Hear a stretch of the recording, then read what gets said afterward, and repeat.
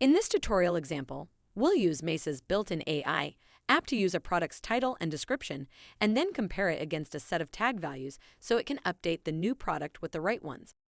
Let's see it in action. In MESA, we have a workflow that uses AI to write 5 comma-separated tags from the following categories: movement, type, subject, artist, and dimensions. The new product's title and description are used to decide which of these tags should be assigned. Let's jump over to Shopify. Here's a popular Banksy print example called Panda with Guns.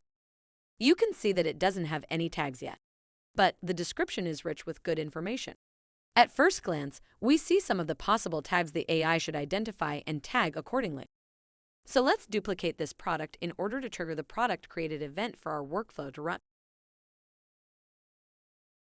With our newly created product, let's jump back over to MESA.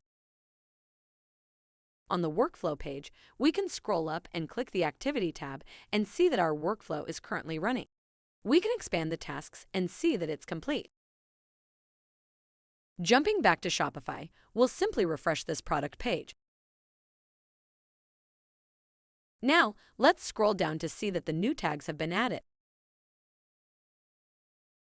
There we go.